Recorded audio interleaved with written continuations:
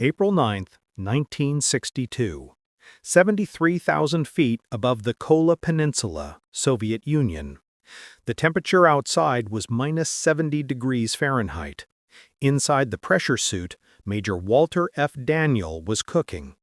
The sun at this altitude hit without atmospheric filtering, turning the cockpit into an oven despite the frozen hell outside.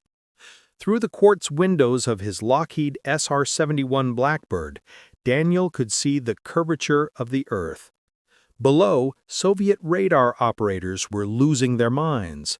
The screens showed an aircraft traveling at Mach 3.2, over 2,200 miles per hour. The altitude readout claimed 73,000 feet, higher than any known aircraft could fly. The speed was impossible. The altitude was impossible. Soviet air defense commanders assumed an equipment malfunction. They were tracking a ghost. Daniel knew better. He was piloting the most classified aircraft in American history, a machine so advanced that its existence would remain officially denied for another 2 years. The Blackbird wasn't just faster than Soviet interceptors, it was faster than Soviet missiles. It didn't evade air defenses, it outran them. What Soviet commanders couldn't know, what American allies weren't told, what even most U.S. military personnel didn't understand, was that the aircraft above them represented a 10-year engineering miracle that had redefined the possible. Lockheed's Skunk Works had created an airplane that could photograph the entire Soviet Union in 6 hours, flying so high and fast that interception was theoretically impossible. The Soviets would fire over 1,000 surface-to-air missiles at SR-71s during the Cold War. Not one would connect. The plane was untouchable, invisible to effective countermeasures, and so classified that its performance specifications remained partially redacted until the 1990s. This is the story of how American engineers created an aircraft that flew faster than a rifle bullet, survived temperatures that melted conventional metals, and operated in an environment that killed unprotected humans in seconds. It's the story of how paranoia, genius, and unlimited black-budget funding produced a machine that remained unmatched for 60 years. And it begins with a CIA operation so secret that presidents were told only what they needed to know. May 1, 1960. Sverdlovsk, Soviet Union. Francis Gary Powers, flying a Lockheed U-2 reconnaissance aircraft at 70,000 feet, was 30 minutes into Soviet airspace when a SA-2 surface-to-air missile detonated close enough to shred his aircraft. Powers ejected, was captured, and became the center of the most embarrassing intelligence failure of the Cold War. President Eisenhower, who'd personally authorized the overflight, was forced to admit that American spy planes routinely violated Soviet airspace. Premier Khrushchev paraded Powers before cameras, using the incident to humiliate the United States and collapse the Paris summit. The U-2 program, America's primary means of monitoring Soviet nuclear capability, was effectively terminated. CIA Director Allen Dulles walked into the Oval Office 3 days after Powers' capture with a problem and a solution. The problem: the Soviet Union was developing weapon systems that American intelligence couldn't monitor without overflights. Satellites were years from operational capability. Ground intelligence was insufficient. The U-2 had been America's eyes into the Soviet military buildup. Now those eyes were blind. The solution was already being built in a classified facility in Burbank, California. A small team of engineers, led by Clarence Kelly Johnson, had been working since 1958 on an aircraft designated A-12, designed to fly higher and faster than any missile could reach. The project was so secret that it didn't officially exist. Funding came from black-budget CIA accounts that congressional oversight never saw. Johnson's team at Lockheed's Advanced Development Division, nicknamed the Skunk Works, had been given specifications that seemed impossible. Fly at Mach 3.2, sustain that speed for thousands of miles, operate above 80,000 feet, carry reconnaissance equipment weighing thousands of pounds, and be effectively invisible to Soviet radar. The engineering challenges were staggering.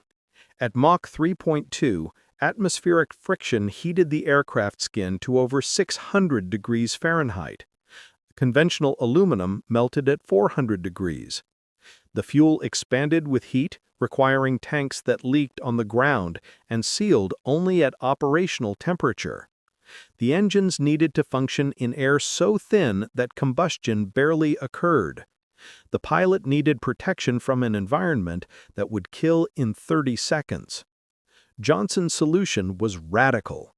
Instead of trying to cool the aircraft, he would design it to survive the heat. Instead of making it invisible to radar, he would make it so fast that detection didn't matter. Instead of protecting it with countermeasures, he would put it beyond the reach of Soviet weapons. The result was an aircraft that looked like it came from another planet. The design that shouldn't have worked. The A-12, later developed into the SR-71 Blackbird, violated every convention of aircraft design. Where conventional aircraft were made of aluminum, the Blackbird was 85% titanium, a metal so difficult to work with that Lockheed had to invent new manufacturing techniques. Titanium couldn't be welded with conventional methods. It became brittle. It couldn't be machined with standard tools. It work hardens under stress. It couldn't be formed at room temperature. It cracked. Lockheed engineers discovered that titanium had to be worked in temperature-controlled environments with tools made of specific alloys using techniques that had never been attempted in aircraft manufacturing. The learning curve was brutal. Early test pieces failed constantly. Entire sections of the fuselage cracked during stress testing. Welds that looked perfect shattered under heat cycling. The breakthrough came when engineers realized that titanium from different sources behaved differently. Metal from one supplier would work perfectly. Metal from another would fail predictably. Investigation revealed that Soviet titanium, ironically, smuggled to the United States through third-party suppliers, had different trace elements than American titanium. The Soviet metal, intended for submarine hulls, was actually superior for aircraft construction. For 2 years, the CIA ran a covert operation to purchase Soviet titanium through shell companies, shipping it to the United States to build an aircraft designed to spy on the Soviet Union. The irony was perfect. The Blackbird's skin was made from the same metal intended to protect Soviet submarines from American sonar. The aircraft's shape was equally unconventional. Where fighters were streamlined, the Blackbird was angular, with razor-sharp chines running from nose to wings. These chines weren't aesthetic, they generated lift at high speed through the compression of the supersonic shock wave. The engines were mounted in nacelles that doubled as lifting bodies. The entire aircraft was designed to ride its own shock wave, achieving efficiency impossible with conventional aerodynamics. The fuel system was revolutionary and terrifying. The Blackbird used JP7, a specialized fuel with a flash point so high it wouldn't ignite at normal temperatures. The fuel served as coolant, circulating through the aircraft to absorb heat before being burned in the engines. The tanks weren't sealed. They couldn't be because the metal expanded so much at operational temperature that any seal would fail. On the ground, the Blackbird leaked fuel constantly, leaving trails across the tarmac. This meant the aircraft couldn't take off with full tanks. The fuel would drain before reaching operational altitude. The solution was aerial refueling immediately after takeoff. Every SR-71 mission began the same way: takeoff partially fueled, climb to 25,000 feet, rendezvous with a KC-135Q tanker, refuel completely, then accelerate to operational speed and altitude. The fuel would heat, expand, seal the tanks, and the mission could proceed. The engines were marvels of engineering that pushed thermodynamics to theoretical limits. Pratt & Whitney J-58 turbojets produced 34,000 pounds of thrust each at sea level, but at Mach 3.2, the engines weren't technically operating as turbojets. At that speed, the inlet shockwave compression provided 80% of the thrust. The engines became essentially ramjets with turbomachinery inside. The inlet cones were the key. These movable spikes adjust position constantly to control the shockwave entering the engine. Too far forward, and the shockwave would be swallowed, causing an unstart, an explosive decompression that could rip the engine from its mounts. Too far back, and the engine would starve for air. Computer-controlled hydraulics adjusted the spike position 50 times per second, maintaining the shockwave precisely at the inlet lip. When an unstart occurred, and it did regularly, the result was violent. The aircraft yawed sharply as thrust from one engine disappeared. Pilots described it as being hit with a sledgehammer. The spike would automatically reset, the engine would restart, but for those seconds, the pilots wrestled with an aircraft suddenly asymmetric at 3 times the speed of sound. The cockpit was designed for survival, not comfort. Pilots wore full pressure suits, essentially personal spacesuits, because the cockpit couldn't be pressurized to sea level at operational altitude. The suits were custom-fitted, taking weeks to manufacture. They were hot, uncomfortable, and necessary. Cabin pressure at altitude was equivalent to 27,000 feet. Without the suit, pilots would experience rapid decompression, hypoxia, and death. The windows were quartz, the only material that could withstand the thermal cycling. The instruments were mechanical. Electronic systems couldn't survive the temperature extremes. The flight controls were analog, with hydraulic systems using special fluid that remained functional at both -65 degrees Fahrenheit on the ground and +600 at cruise. The entire aircraft was a study of contradictions. It leaked fuel on the ground but was airtight at altitude. It was unstable at low speed but perfectly controlled at Mach 3. It glowed red-hot in flight but could be touched after landing within minutes. Everything about it violated conventional wisdom, and every violation was necessary for the mission. The test program that almost failed. The first A-12 flew on April 26, 1962, from Groom Lake, the classified facility later known as Area 51. Test pilot Lou Schulk advanced the throttles, felt the J-58 engine spool up, and lifted off after a 5,000-foot roll. The flight lasted 20 minutes, reaching 340 knots and 30,000 feet. Schulk landed with a smile and a list of 50 problems. The aircraft was almost unflyable at low speed. It wallowed through the air like a drunk bird, requiring constant control inputs to maintain heading. The engines were temperamental, requiring precise throttle manipulation to prevent flameouts. The fuel system leaked worse than predicted, losing hundreds of gallons during ground operations. And the inlet cones, those critical spike mechanisms, were refusing to position correctly. Over the next 18 months, Lockheed engineers redesigned, rebuilt, and refined nearly every system. The flight control system was revised 6 times. The inlet control system was replaced completely. The fuel tanks were resealed using a new compound that remained flexible at temperature extremes. The engines were modified to accept the violent pressure fluctuations of supersonic flight. The breakthrough came in November 1963. when test pilot Jim Eastham pushed the A-12 through Mach 3 for the first time. The aircraft transformed. The instability disappeared, replaced by rock-solid stability. The control inputs that had been necessary at low speed became counterproductive at high speed. The aircraft wanted to fly straight, resisting any attempt to maneuver. The engines, which had been finicky, settled into a deep roar that test engineers could feel in their chests from miles away. The thermal expansion was dramatic and visible. The fuselage stretched by nearly 12 inches at cruise temperature.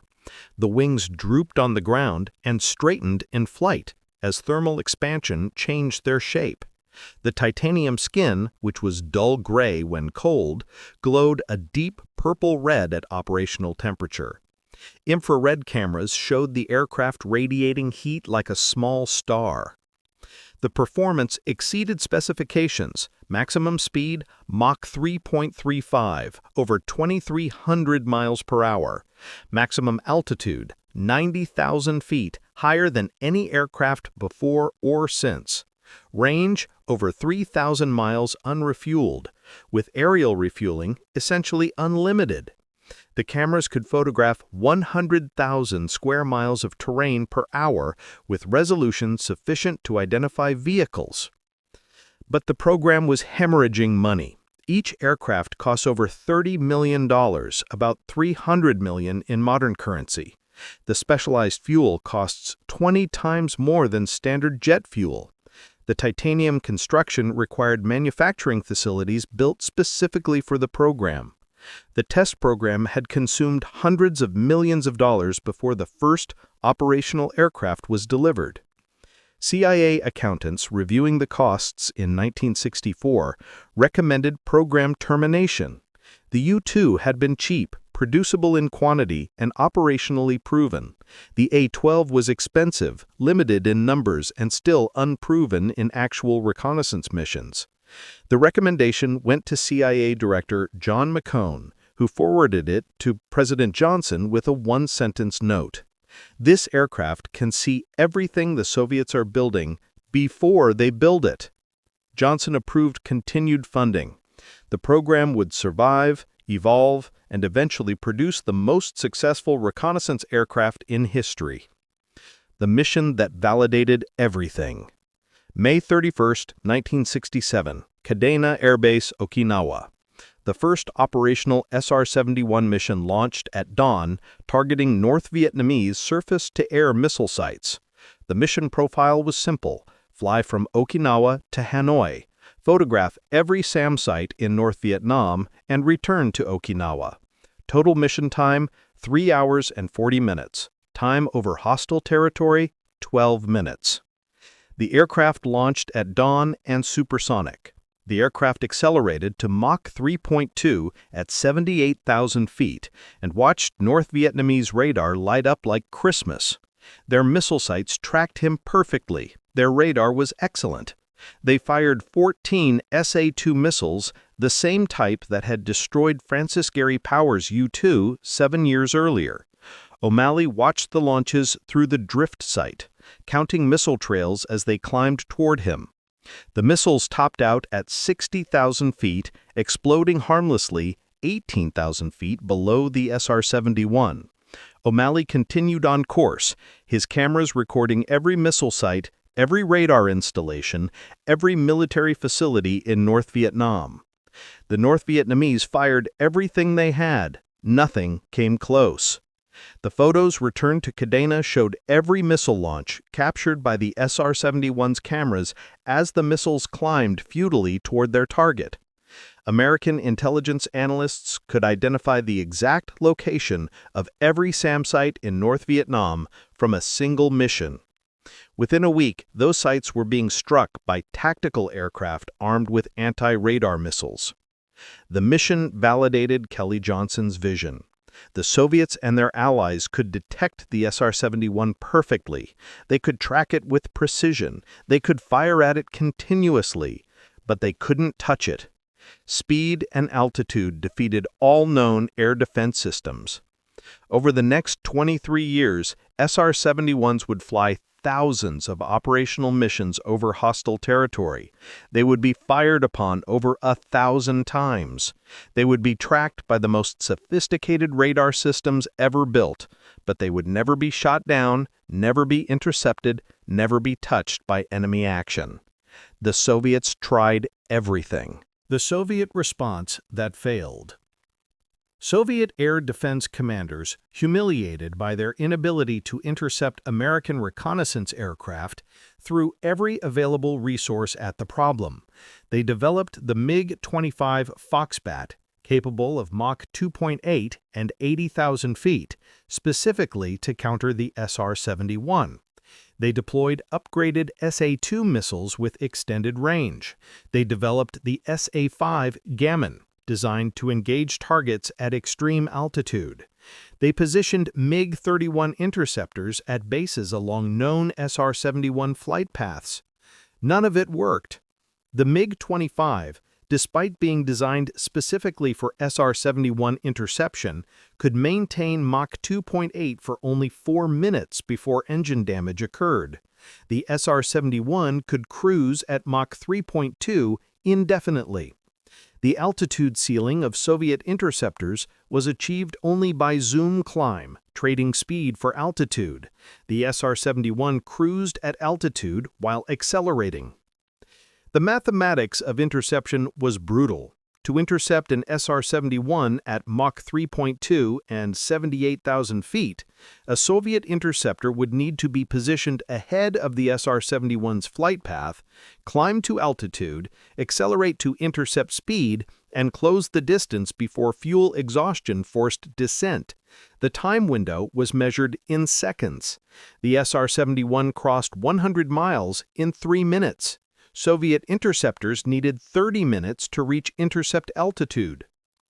Colonel Mikhail Miyake, one of the Soviet Union's most experienced interceptor pilots, attempted SR-71 interception 16 times during his career.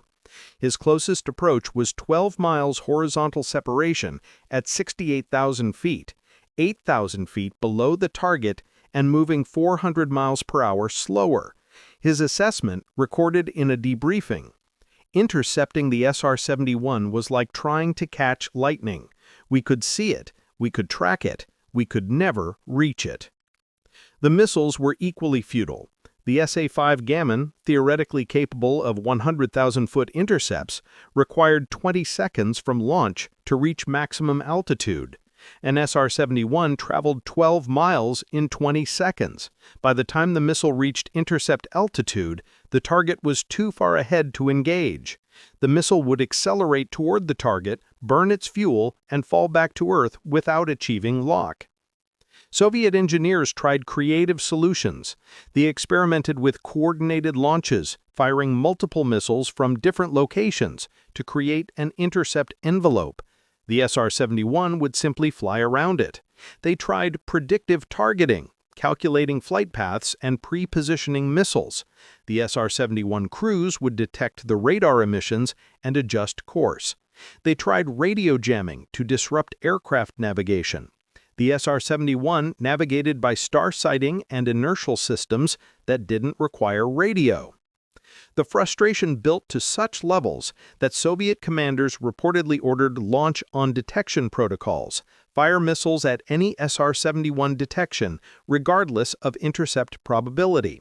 This policy consumed hundreds of expensive missiles for zero results, while providing American intelligence with valuable data on Soviet missile performance and tactics. Lieutenant Colonel Gennady Yevtuchenko, serving with Soviet Air Defense Forces in the 1970s, later wrote, "We knew when the Americans were coming. Our radar was excellent. We knew their altitude, speed, and course. We launched everything we had, and we watched our missiles fall short every time. It was humiliating. We were defending our airspace with weapons that couldn't reach the intruder." The SR-71 crews developed a cavalier attitude toward Soviet air defense. Major Brian Schul, flying reconnaissance missions over Soviet territory in the 1980s, described the experience. "The radar warning receiver would light up like a Christmas tree. we'd see SAM launches on the horizon, and we just maintained course and speed because we knew they couldn't reach us. It was the ultimate confidence, flying over the most heavily defended airspace in the world without evasive action, because evasion was unnecessary. This psychological advantage was as valuable as the intelligence gathered. Soviet military leadership knew that American reconnaissance aircraft could fly across their territory with impunity. They knew their air defenses were impotent against this threat. They knew that America could see everything they were building, testing, and deploying. The knowledge that their military preparations were transparent to American intelligence shaped Soviet strategic thinking throughout the Cold War. The intelligence coup. The photographs taken by the SR-71 reconnaissance systems during the Cold War remain partially classified, but what has been released reveals capabilities that defined intelligence collection for a generation. The primary camera system, designated Senior Year, could photograph a 100-mile swath of terrain from 80,000 feet with resolution sufficient to identify individual vehicles, aircraft types, and even personnel. The system used 6 interlocking cameras in a configuration that eliminated motion blur even at Mach 3. The film was specially formulated to survive the temperature extremes inside the aircraft, from minus 70 degrees Fahrenheit at altitude to plus 300 degrees in the camera bay. The infrared systems could detect heat signatures through clouds and darkness. On one mission over the Baltic, an SR-71 detected Soviet submarine thermal signatures through 6 feet of ice and 200 feet of water. The resolution was sufficient to classify submarine types by reactor heat profile. The electronic intelligence systems, the black boxes that nobody discussed, could map every radar emission, radio transmission, and electronic signal within 200 miles of the flight path. A single SR-71 mission over Eastern Europe would generate enough ELINT data to keep analysts busy for weeks, identifying every military radar system, tracking its characteristics, and building a comprehensive electromagnetic order of battle. The strategic value was immeasurable. When Soviet SS-9 missiles were deployed in 1969, SR-71 reconnaissance provided exact locations, silo construction details, and launch preparation timelines. American strategic planners could target every SS-9 site within hours of deployment. When Soviet SA-10 surface-to-air missiles entered service in 1980, SR-71 missions photographed test ranges, documented performance characteristics, and provided data that shaped American electronic warfare systems for decades. The intelligence supported diplomatic efforts. During SALT I negotiations in 1972, American diplomats could reference specific Soviet weapons systems, citing performance characteristics and deployment numbers that Soviet negotiators hadn't disclosed. The Soviets knew their information was compromised, but couldn't prevent the overflights. The transparency forced honesty in arms control negotiations. Lying about capabilities was pointless when the Americans could photograph everything.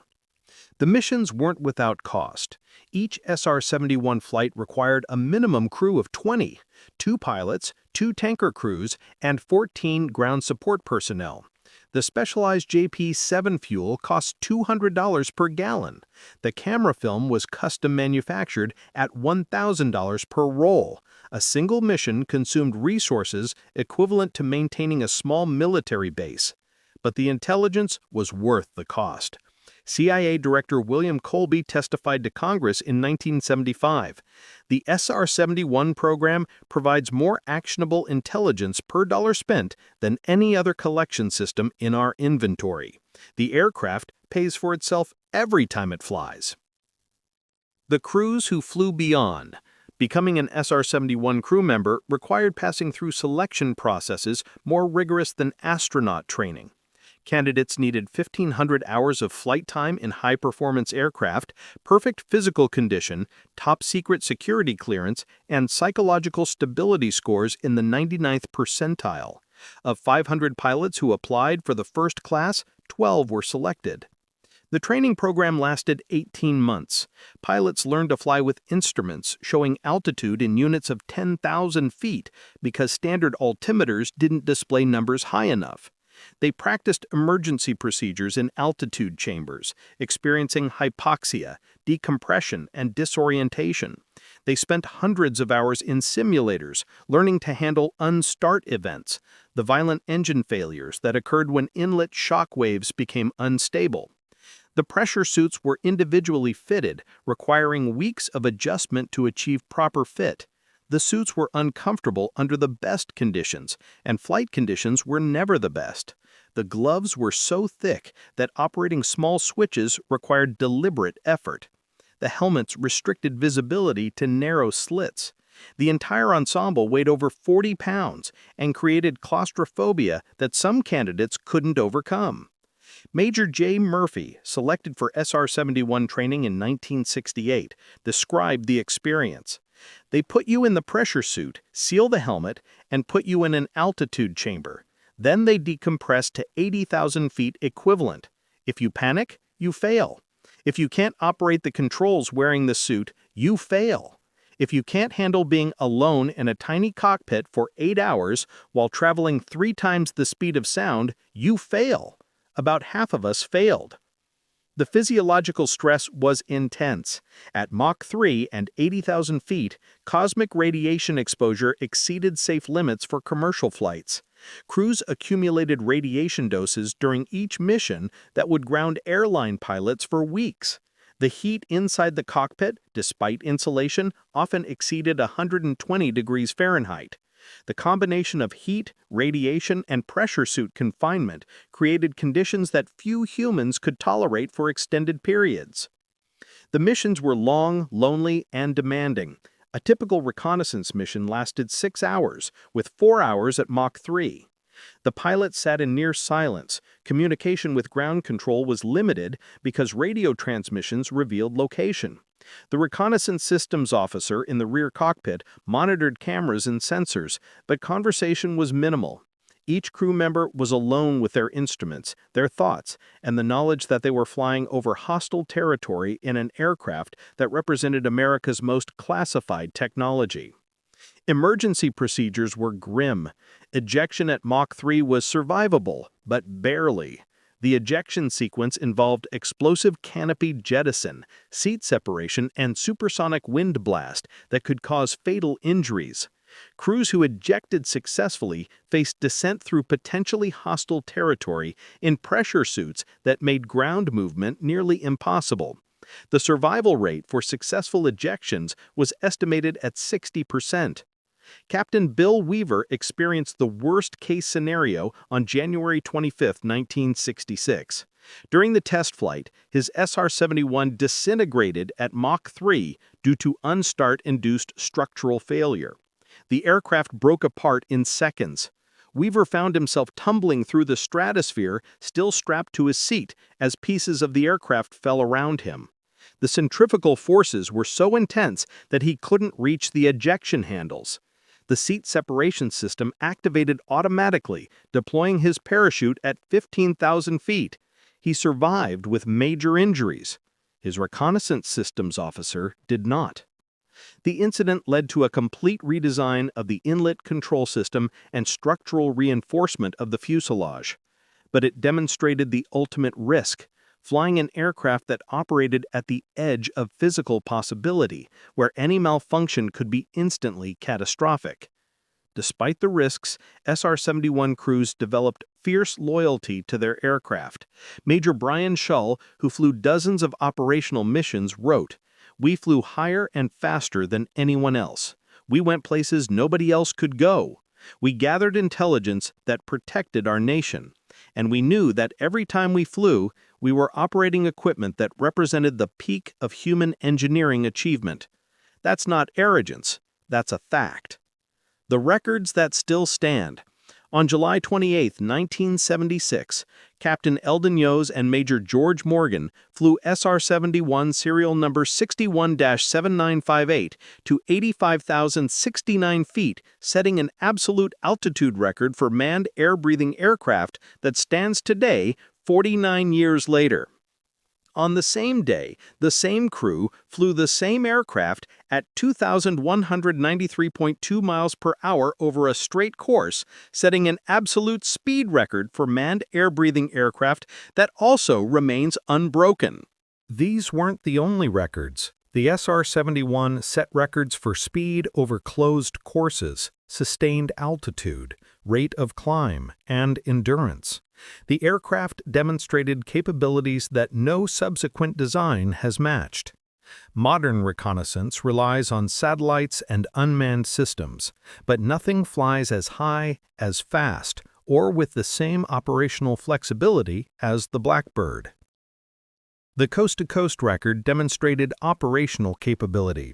On March 6, 1990, Lieutenant Colonel Ed Yielding and Lieutenant Colonel Joseph Vida flew from Los Angeles to Washington, D.C. in 64 minutes 20 seconds, averaging 2,124 miles per hour. The flight required one aerial refueling and covered 2,404 miles. The SR-71 crossed the continental United States faster than most people drive to work. The speed wasn't just impressive, it was operationally decisive. An SR-71 could respond to intelligence requirements faster than any other system. When a crisis erupted somewhere in the world, the SR-71 could be overhead, photographing the situation within hours. Satellites required orbital mechanics, limiting coverage opportunities. The SR-71 could fly anywhere, anytime, immediately. The transatlantic record fell on September 1, 1974, when Major James Sullivan and Major Noel Whitfield flew from New York to London in 1 hour, 54 minutes, 56 seconds. The British, who'd pioneered transatlantic aviation and still held immense pride in their aviation heritage, watched an American reconnaissance aircraft cross the Atlantic faster than their fighters could fly across England. These records weren't publicity stunts, they were demonstrations of capability to potential adversaries. When the SR-71 set the speed record, Soviet intelligence noted that the aircraft could photograph their entire territory in 6 hours. When the altitude record was set, they calculated that none of their weapon systems could reach it. The records were strategic messaging. You cannot stop us. The technology that spawned legends. The SR-71's classified nature created a mythology that persists today. Stories circulated about aircraft capabilities that exceeded published specifications. Some were true, many were exaggerated. A few were deliberately planted to spread disinformation. The aircraft was not invisible to radar. Soviet radar tracked SR-71s perfectly, but the radar cross-section was reduced through shape and materials. The titanium skin was alloyed with radar-absorbent materials. The Chinese created flat surfaces that reflected radar energy away from the receiver. The result was an aircraft that appeared on radar as a target much smaller than its actual size. The aircraft did not use alien technology, despite persistent rumors. Every system was developed through conventional engineering, pushed to extremes. The inlet spike controllers used hydraulics and mechanical computers. The navigation systems used star trackers and inertial platforms. The reconnaissance systems used film cameras and infrared sensors. All of it was human technology, just implemented with precision that seemed impossible. The aircraft was not unstoppable. It could be destroyed by technical failure, as demonstrated by the Weaver incident. It could be damaged by bird strikes during takeoff and landing. It required intensive maintenance. Each flight hour required 100 maintenance hours. The complexity meant that mechanical failures were frequent, though catastrophic failures were rare. But the mythology served a purpose. Soviet intelligence spent considerable resources investigating SR-71 capabilities, chasing rumors of hypothetical systems that didn't exist. Every resource devoted to understanding the SR-71 was a resource not spent on other intelligence targets. The mystique was a strategic asset, creating uncertainty in Soviet defense planning. The truth was impressive enough. The SR-71 could cruise at Mach 3.2 for hours, limited only by fuel capacity. It could photograph 100,000 square miles per hour. It could detect radar emissions from 200 miles away. It could operate in any weather, day or night, and it could do all of this while flying over the most heavily defended airspace in the world without effective opposition. The end of an era. The SR-71 program ended in 1990, killed by budget cuts, satellite improvements, and shifting strategic priorities.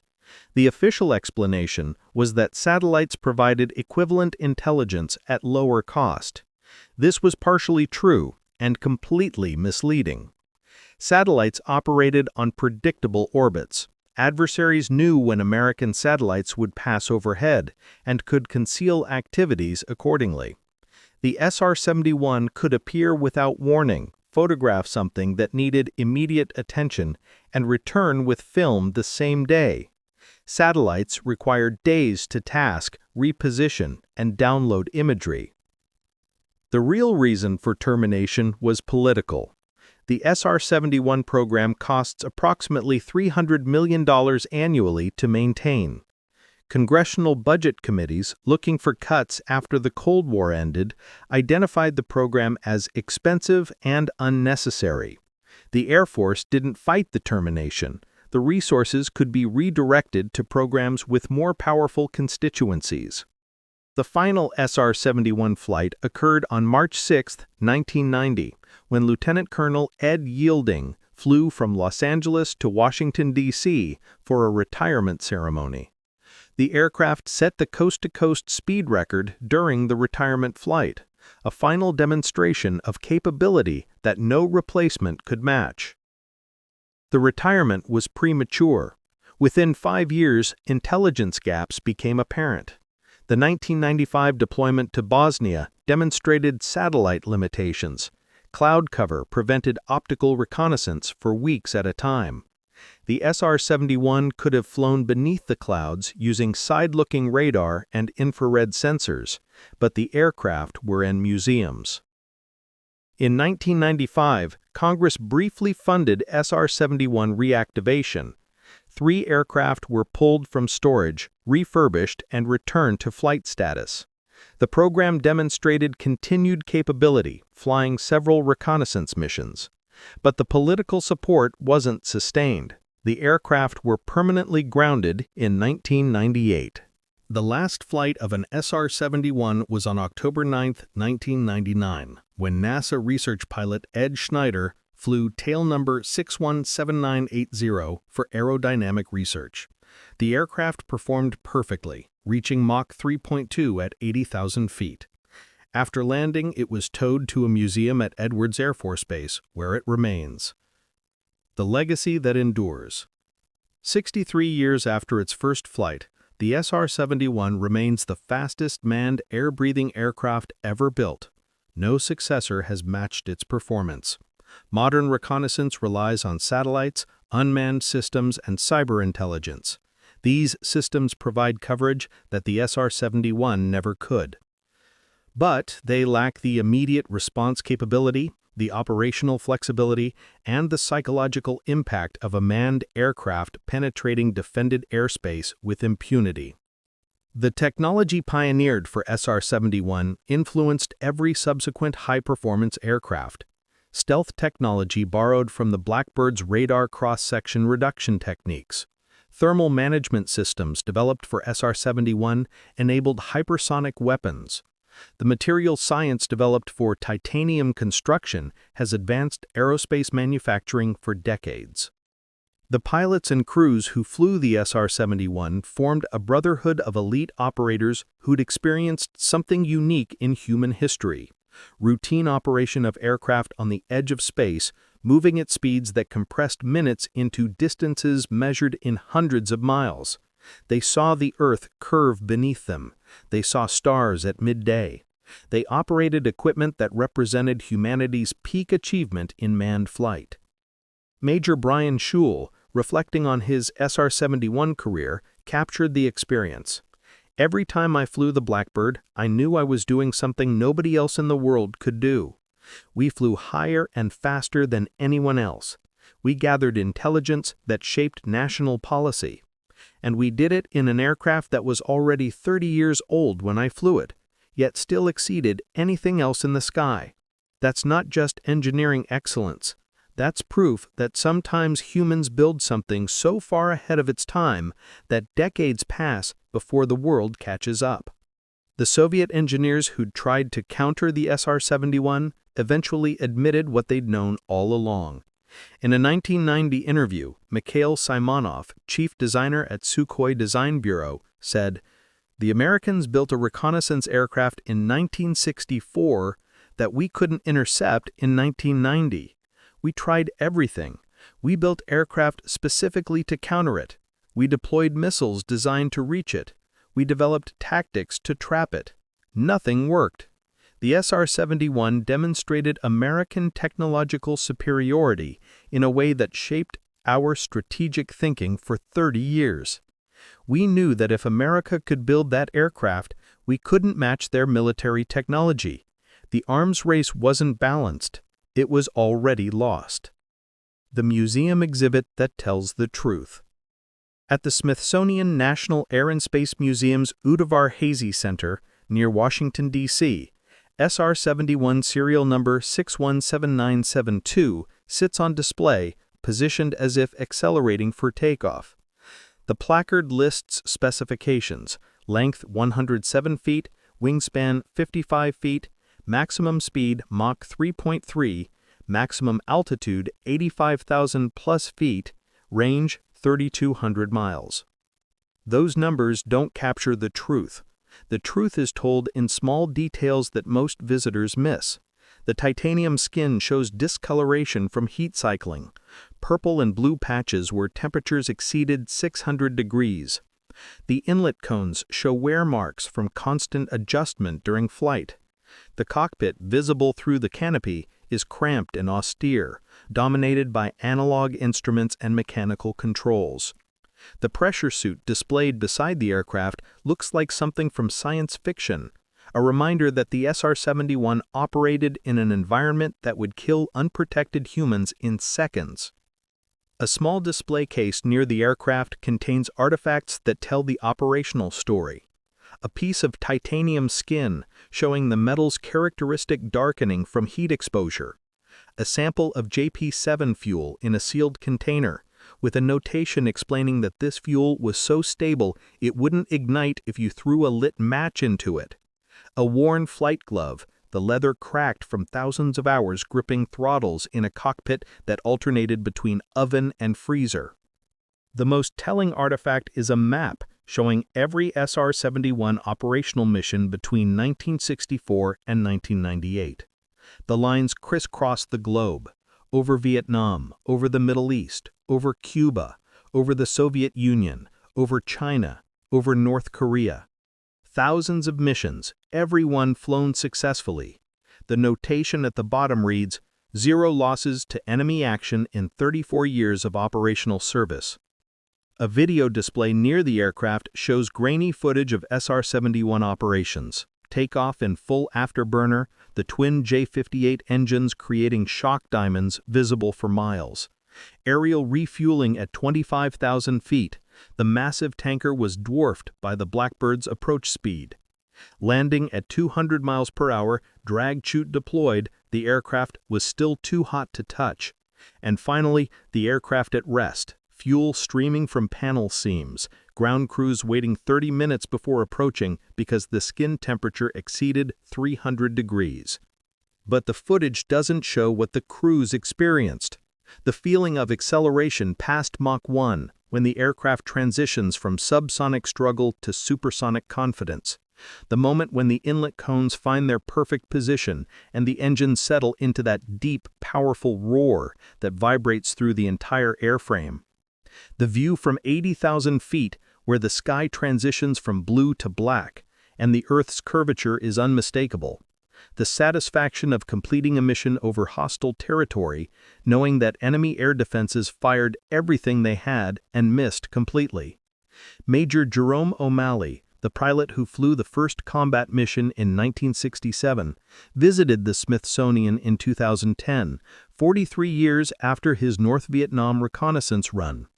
A visitor recognized his SR-71 flight jacket and asked if the aircraft was really as fast as claimed.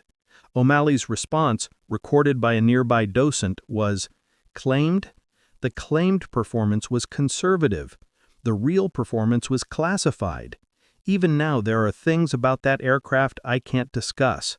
But I can tell you this. Every time Soviet air defense fired at us, we had 30 seconds to worry before the missiles topped out below us. After 30 seconds, we'd watch them fall back to Earth and continue the mission. That happened 1,000 times. They never got close." The Russian Confession. In 2007, at an aviation conference in Moscow, former Soviet Air Defense Forces Colonel Alexander Belov gave a presentation titled Lessons from Failure, the SR-71 Problem. The presentation, delivered to an audience of Russian military historians and aviation experts, was remarkable for its candor. Belov began with statistics. Between 1968 and 1989, Soviet Air Defense Forces detected 893 SR-71 penetrations of airspace we were tasked to defend. This includes Soviet territory, Warsaw Pact nations, and allied states. We fired 1,087 surface-to-air missiles at SR-71 targets. We scrambled interceptors 462 times. Our success rate was 0. Not a single SR-71 was damaged by Soviet action, not one. The presentation detailed Soviet attempts to counter the threat. We positioned MiG-25 interceptors at bases along suspected SR-71 flight paths. The Americans flew different routes. We developed firing solutions for simultaneous missile launches from multiple sites. The SR-71 would detect our radar coordination and adjust course. We experimented with nuclear-tipped missiles that didn't require a direct hit, just proximity. The Americans flew higher than the nuclear blast radius. Belov's conclusion was devastating. The SR-71 represented a capability gap that Soviet technology could not close.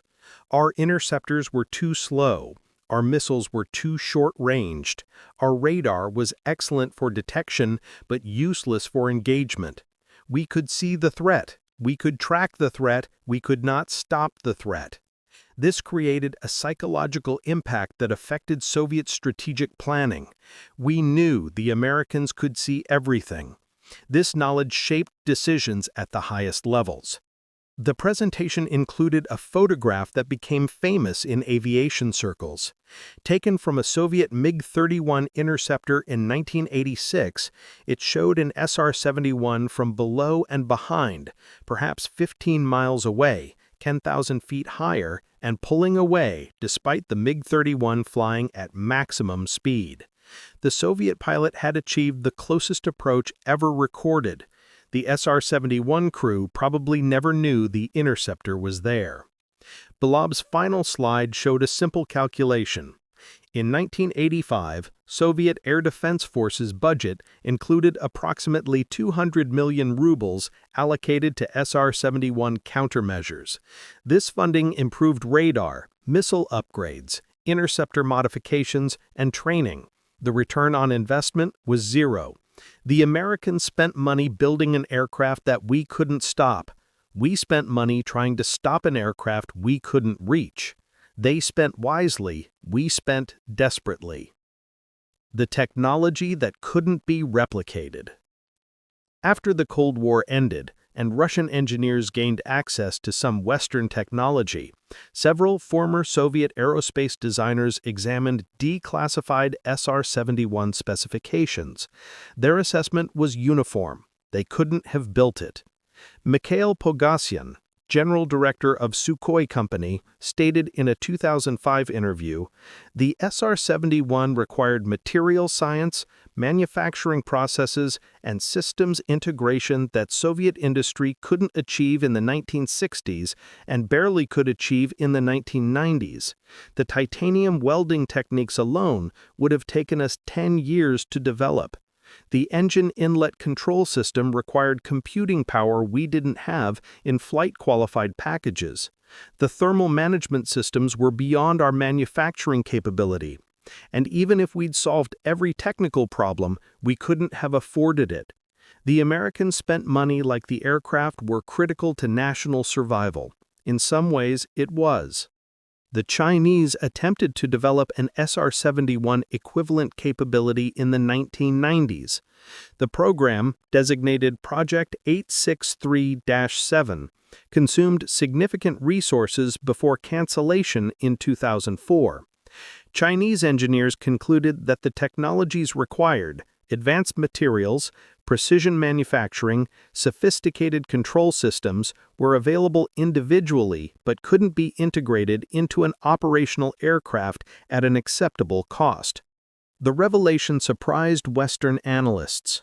Even with access to modern technology, materials, and computing power unavailable in the 1960s, modern aerospace engineers couldn't replicate the Blackbird's performance at reasonable cost. The SR-71 represented a unique convergence of engineering excellence, unlimited funding, and mission urgency that produced something unrepeatable. Kelly Johnson, the Skunk Works genius who led the SR-71 design, understood this. In a 1988 interview, 2 years before the aircraft's retirement, he said, "We built the SR-71 because we had to, not because we could. The mission requirement drove everything. We solved impossible problems because failure meant America would be blind to Soviet military development. That urgency created focus that produced excellence. When urgency disappeared, so did the will to accept cost.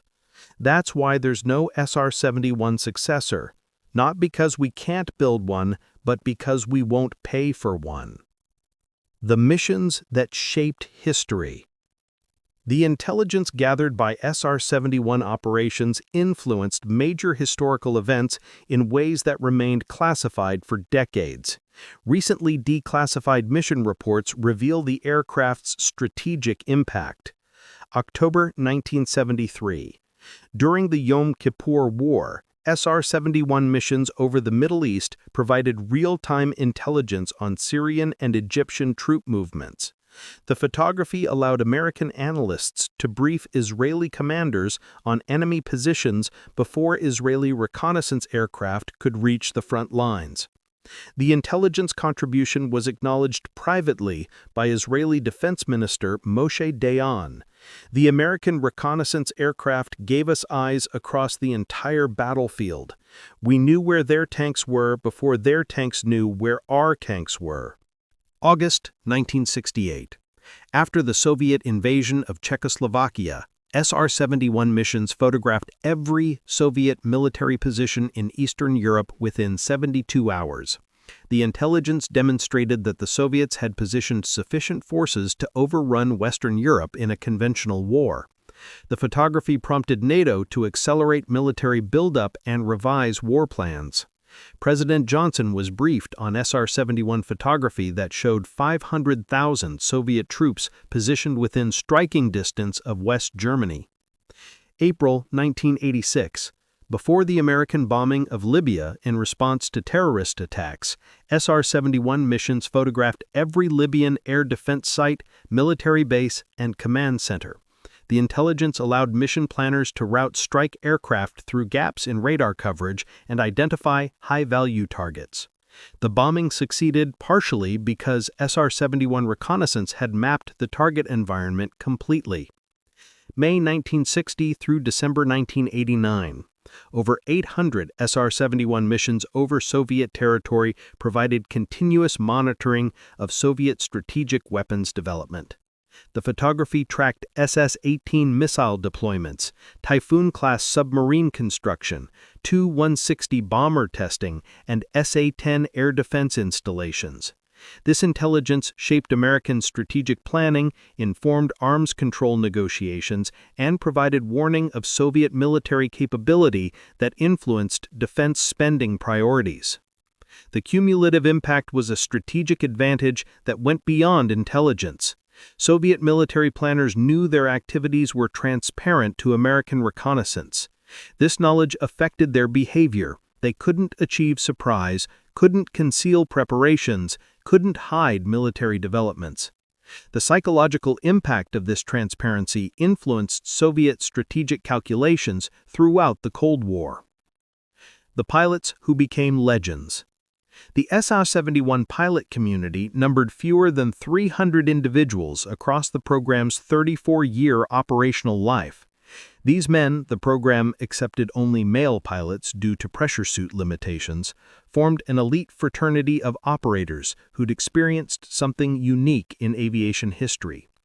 Major Brian Schul became the most famous SR-71 pilot through his book Sledge Driver, published after retirement. Schul's aircraft was hit by enemy fire over Libya in 1986, not by weapons targeting his SR-71, but by anti-aircraft fire aimed at a lower aircraft that coincidentally hit the Blackbird. The damage was minor, but it represented the only time an SR-71 was struck by enemy action. Schul completed the mission and returned safely. Schul's most famous story involved a low-altitude speed check. Flying over Southern California, Schul's SR-71 was contacted by air traffic control and asked for ground speed readout. Before Schul could respond, a Cessna pilot transmitted 90 knots. Then a Beechcraft pilot transmitted 120 knots. Then an F-18 pilot transmitted 525 knots. The tower acknowledged each aircraft. Then Schul transmitted, "Center, Aspen 20, we show 1,842 knots ground speed." The brief silence that followed, Schul wrote, was worth the entire career. Colonel Rich Graham flew 78 SR-71 missions, more than any other pilot. His final mission in 1989 was a farewell tour over the United States, flying from coast to coast with multiple aerial refuelings, photographing American landmarks with the same cameras that had photographed Soviet missile sites. Graham's reflection on retirement. "I flew the fastest aircraft ever built. I saw things no human had seen before. I contributed to national security in ways that will remain classified for my lifetime, and I did it in an aircraft that was already obsolete by conventional standards when I started flying it, yet still superior to anything else in the sky. That's not nostalgia, that's a fact." Lieutenant Colonel Bob Sowers set the altitude record for sustained flight, maintaining 85,000-plus feet for over 2 hours during a reconnaissance mission. The physiological stress at that altitude, even in a pressure suit, was intense. Sowers described the experience. "You're at the edge of space. The sky is black above you. The earth is curved below you. You're breathing pure oxygen through a mask. You're wearing a suit that would keep you alive in a vacuum. And you're doing this in an aircraft that's glowing red-hot from atmospheric friction while traveling 3 times the speed of sound. If that doesn't focus your attention, nothing will." The crews developed rituals and traditions. Every SR-71 mission began with a full breakfast. The flights were long, and food wasn't available in the pressure suit. Crews conducted detailed pre-flight inspections, despite ground crews having already inspected everything. The consequences of mechanical failure at Mach 3 and 80,000 feet concentrated attention wonderfully. And every successful mission ended with a quiet acknowledgement between pilot and reconnaissance systems officer. "Good flight." 2 words that meant we flew into danger, gathered the intelligence, and returned safely, again. The ground crews who made it possible. For every hour an SR-71 flew, 100 hours of maintenance were required. This statistic understates the challenge.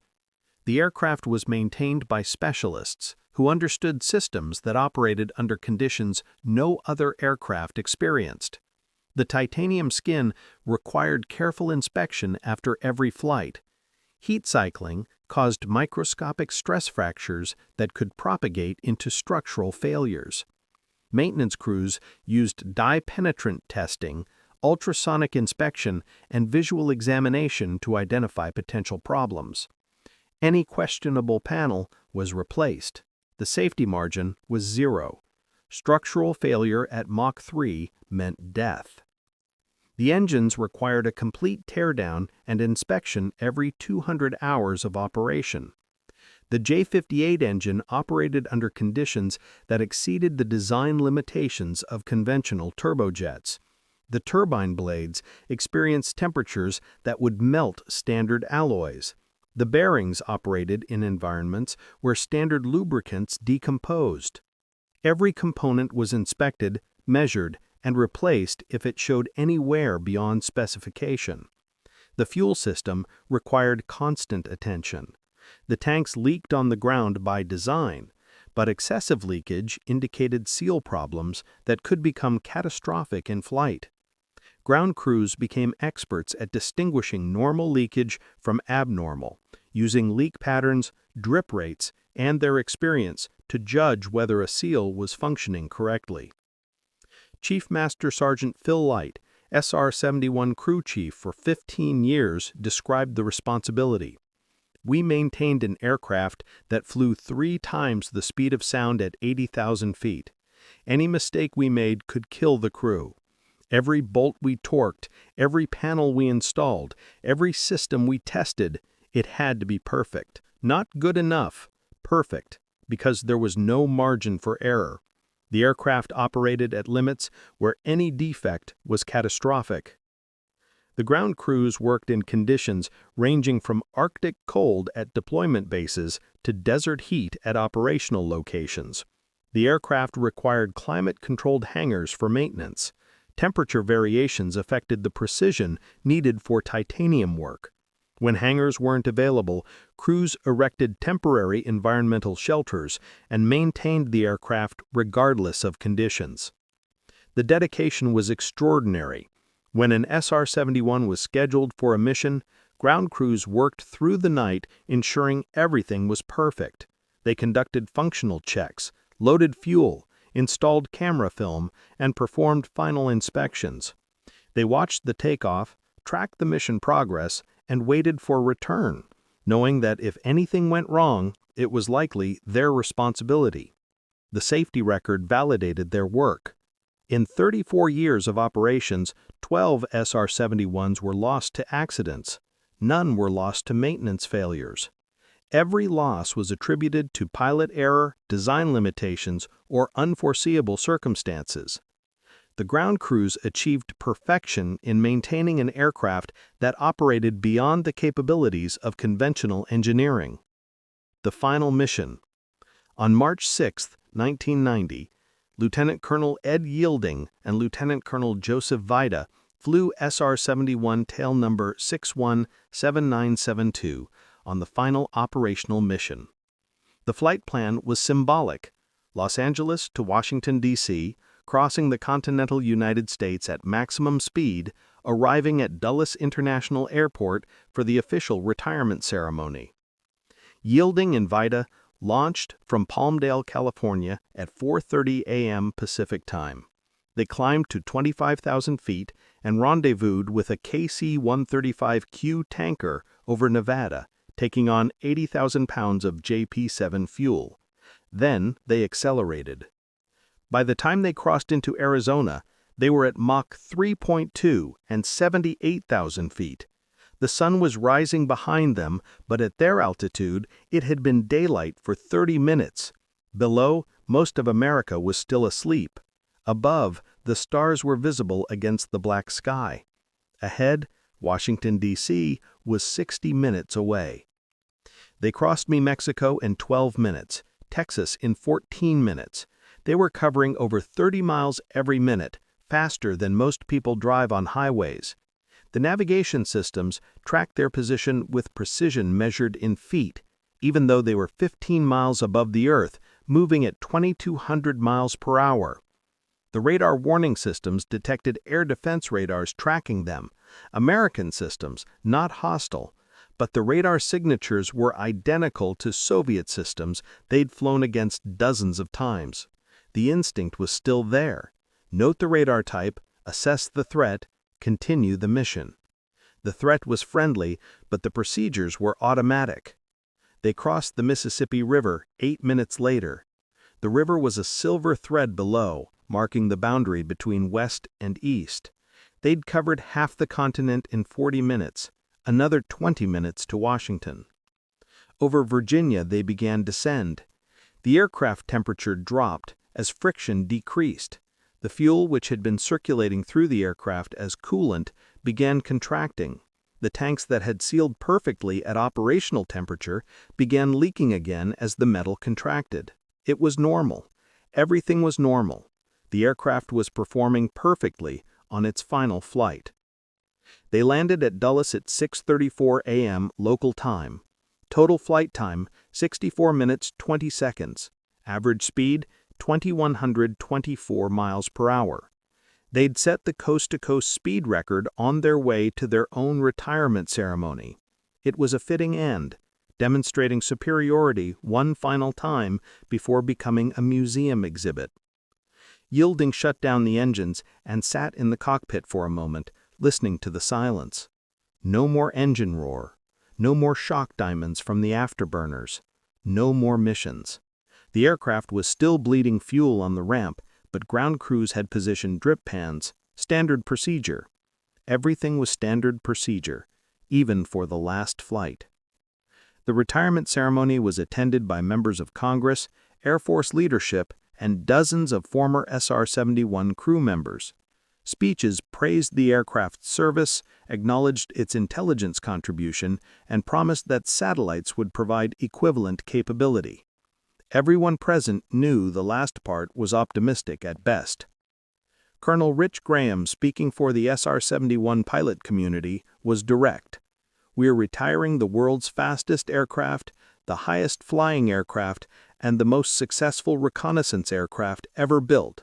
The official explanation is that we don't need it anymore. That's not true.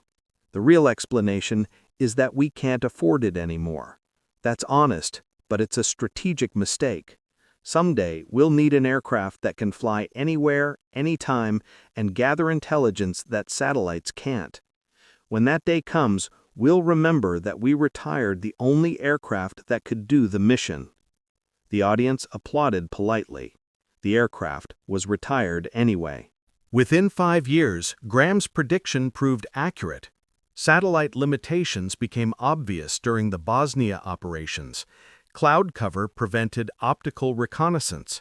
Radar satellites couldn't provide the resolution needed for targeting.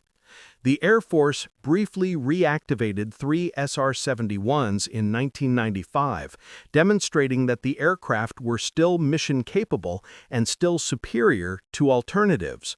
But political support was insufficient. The program consumed $300 million annually. Congressional appropriators, facing competing priorities, declined continued funding. The aircraft were grounded permanently in 1998. The intelligence gap persisted. During the Iraq war planning in 2003, military commanders specifically requested SR-71 capability for real-time reconnaissance of Iraqi positions. Satellites couldn't provide the immediacy needed. Unmanned systems lacked the range and endurance. The commanders were told to make do with available resources. After-action reviews identified intelligence gaps that SR-71 could have filled. Pre-invasion reconnaissance couldn't locate Iraqi weapons systems that satellites missed. Real-time battle damage assessment wasn't available because satellites couldn't be repositioned quickly enough. The gaps didn't cause mission failure, but they created a risk that SR-71 operations would have eliminated. The lesson was ignored. No SR-71 successor was developed. Satellite technology has improved, providing better resolution and more frequent coverage. Unmanned systems extended range and endurance, but nothing replaced the combination of speed, altitude, and operational flexibility that the Blackbird provided. General Michael Hayden, former director of the CIA and former director of the NSA, stated in a 2014 interview, "The SR-71 provided capabilities that we still don't have from other platforms. Satellites are predictable. Adversaries know when they're coming and can conceal activities. Unmanned systems are vulnerable. They can be shot down. The SR-71 was neither predictable nor vulnerable. It could show up anywhere, photograph everything, and nobody could stop it. We gave up that capability for budget savings. In intelligence terms, that's called a strategic mistake." The technology that disappeared. The SR-71's retirement meant the loss of institutional knowledge that can't be recovered. The engineers who designed the titanium welding techniques are dead or retired. The manufacturing processes that created the airframe panels are forgotten. The testing procedures that validated the engine performance exist only in archived documents that few people remember. Attempts to recreate SR-71 capability encounter this lost knowledge. Modern engineers examining the aircraft find design solutions that aren't documented anywhere. The inlet spike control system used mechanical computers that nobody builds anymore. The fuel system used seals made from materials whose composition was never fully documented. The titanium skin used alloys whose exact formulation is unclear. This isn't deliberate secrecy, it's institutional forgetting. The SR-71 was built using knowledge, techniques, and expertise that existed in the minds of engineers who considered it obvious and didn't document it. When those engineers retired, the knowledge went with them. Modern reconnaissance aircraft development faces this barrier. Engineers want to build hypersonic reconnaissance systems with SR-71-like capabilities. They discovered that the material science, thermal management, and structural design challenges that Kelly Johnson's team solved in the 1960s aren't fully documented. The solutions exist in aircraft sitting in museums, but understanding why those solutions work requires expertise that no longer exists. The irony is profound. America built the most advanced reconnaissance aircraft in history, operated it successfully for 34 years, and then lost the ability to replicate it because the knowledge wasn't preserved. The Museum Conversations. At the Museum of Flight in Seattle, SR-71 tail number 61-7972, the same aircraft that flew the final mission, sits on display. A docent, former Air Force reconnaissance specialist, volunteers 3 days weekly to answer visitor questions. The most common question, how fast did it really fly? The docent's answer is practiced. The official maximum speed is Mach 3.3, but that's the declassified number. The actual maximum speed remains classified. Pilots have hinted it's higher, but they can't say how much higher. A visitor asks, "Why don't we have something better now?" The docent's answer is honest. "We chose satellites and unmanned systems. They're cheaper and less risky, but they're not better. The SR-71 could show up anywhere within hours and photograph anything. Satellites need days to reposition. Unmanned systems can be shot down. The SR-71 was untouchable. We traded capability for affordability." Another visitor reading the technical specifications asks, "How did they build this in 1964? The docent smiles. "That's the question that bothers a lot of people. In 1964, computers filled entire buildings. Calculators were mechanical. Material science was primitive by modern standards. Yet Kelly Johnson's team designed an aircraft that flew at the edge of space, traveled 3 times the speed of sound, and remained operational for 34 years. Modern engineers look at the aircraft and can't figure out how it was done. The knowledge is lost." An older visitor wearing a veteran's cap approaches the aircraft and stands silently for several minutes. The docent recognizes the behavior. Former crew members always stand like that, remembering. The veteran finally speaks. "I flew 23 missions in that aircraft. Every time I knew I was operating the most advanced machine humanity had ever built. Nothing before was better. Nothing has been better. We had something special, and we threw it away." The docent has heard similar statements from dozens of former crew members. The conversation always ends the same way. The veteran touches the titanium skin, still showing the heat discoloration from operational flights, and walks away. There's nothing more to say. The aircraft speaks for itself. The conclusion. The SR-71 Blackbird flew its first mission in 1964 and its last mission in 1999. During those 35 years, it accomplished everything it was designed to do. It flew over 3,500 operational missions. It photographed territory equivalent to the entire surface area of Earth multiple times over. It gathered intelligence that shaped American foreign policy, military strategy, and arms control negotiations. It operated over the most heavily defended airspace in the world without loss to enemy action. The statistics are extraordinary. 0 losses to enemy action in 34 years of operations.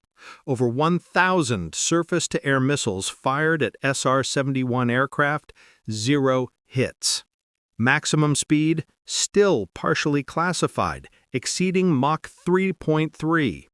Maximum altitude, 85,069 feet, absolute record for air-breathing manned aircraft. Operational ceiling, 80,000 plus feet, higher than 99.9% of atmospheric mass. Range, 3,200 miles unrefueled, essentially unlimited with aerial refueling. Reconnaissance capability, 100,000 square miles photographed per hour. Service record, 34 years operational, no losses to enemy action, no mission failures due to aircraft performance. But the numbers don't capture the full story. The SR-71 represented human engineering achievement at its peak. It was designed when computers were primitive, built when material science was limited, and operated when technology was a fraction of current capability. Yet it remains unmatched 60 years later. Modern reconnaissance relies on satellites that cost billions, follow predictable orbits, and can be evaded by adversaries who know when they're overhead. Unmanned systems provide flexibility but lack the speed and altitude that made the SR-71 untouchable. No current system can respond to intelligence requirements as rapidly, operate as flexibly, or survive in contested airspace as effectively as the Blackbird. The Russians knew this throughout the Cold War. They detected every SR-71 penetration of their airspace. They tracked the aircraft perfectly. They fired over 1,000 missiles attempting interception. They never came close. The knowledge that American reconnaissance aircraft could photograph Soviet territory with impunity, despite Soviet air defenses, shaped Soviet strategic calculations for 30 years. Colonel Alexander Belov, a former Soviet Air Defense Forces officer, summarized the Soviet perspective. The SR-71 proved that America could build technology we couldn't counter. Not because we lacked will or resources, but because they were simply ahead. That realization influenced every Soviet strategic decision from 1965 to 1991.